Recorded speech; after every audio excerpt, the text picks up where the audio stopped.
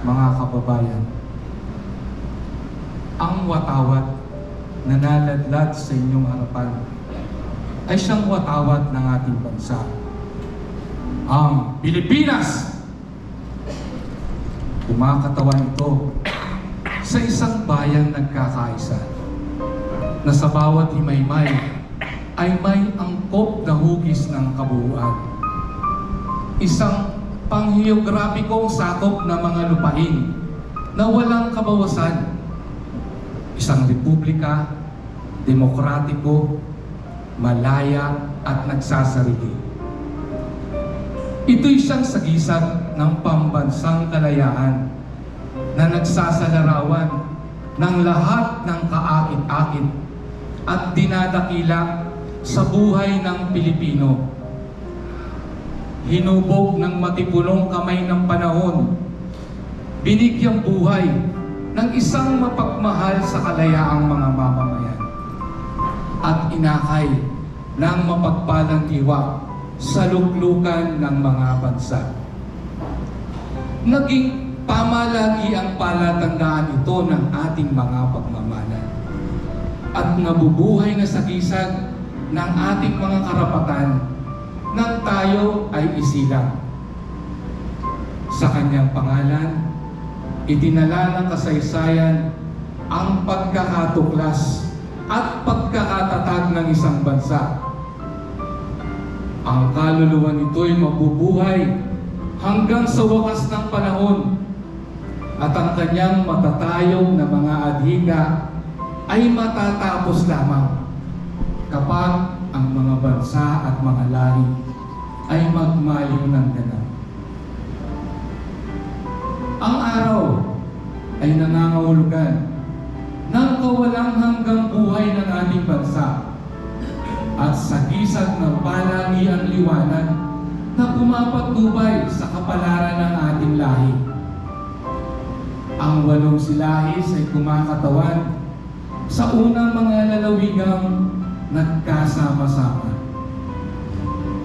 Tinutukoy ng 3 mga bituin ang 3 malalaking mga buok: Luzon, Visayas at Mindanao, na inihandog sa atin ang kalikasan ayon sa kalooban ng buong may kapal. Ang puting tatsulok ay nagsasaad ng ating mapayapa at magiliw na mga hangarin. Gayon din ng ating katapatan at kawagasan ng mga gawain.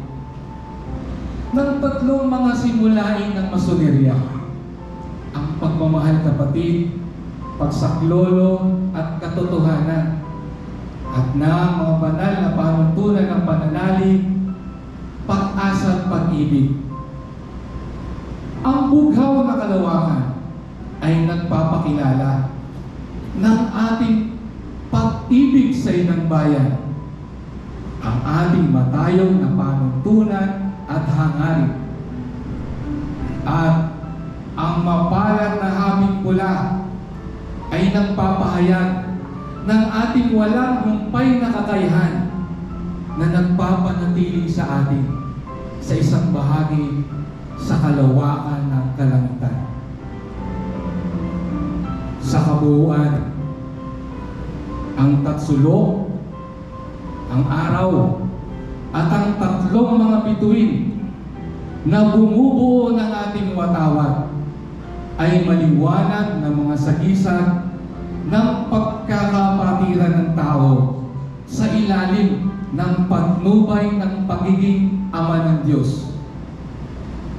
Tulad ng ating mga ninuno, naway pumainlan lang ito sa ibabaw ng lupain ng maliligayang mamamayan sa panghabang panahon.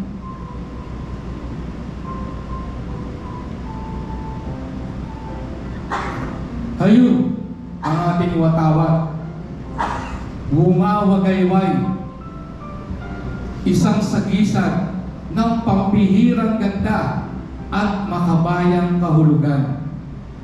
Ang palagi ang ulirang pananglaw ng ating mga mamamayan sa isang mapayapa, nagsasarili, at malayang pamumuhay.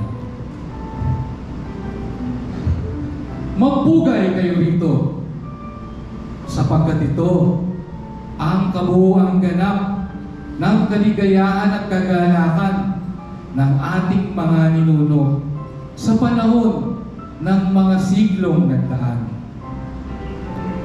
Hagkan ninyo ito, sapagkat ito ang watawan ng magigiting na mga anak ng ating Sinara Sulaiman at Maria Clara. Damhin ninyo ito sa inyong mga dibdib, sapagkat ito ang banal na watawan ng minumutya nating Pilipinas. Ingatan ninyo sa inyong mga puso, sapagkat ito ang palatandaan ng ating mga kapatid na nagbuwis ng buhay sa kapakanan ng ating bayan. Mahalin ninyo ito, sapagkat ito ang walang kasing halagang alaala ng ating bayan na mananatili magpakailanman sa lahat ng magiging katatayuan natin sa buhay.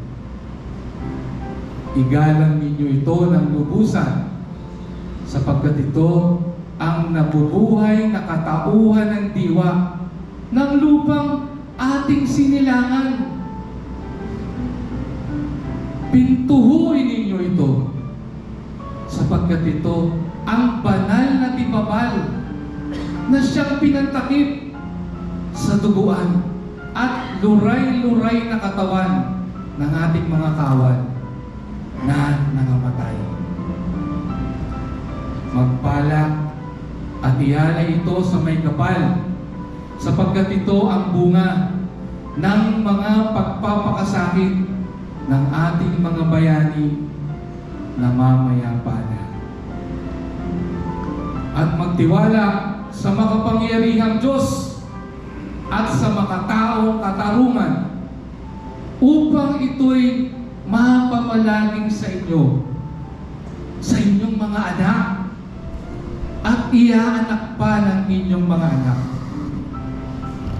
Luwalhatiin at lalong higit na pagpalain ng ang mga namatay sa kapakanan ito, sana'y di nangamatay ng walang kabuluhan.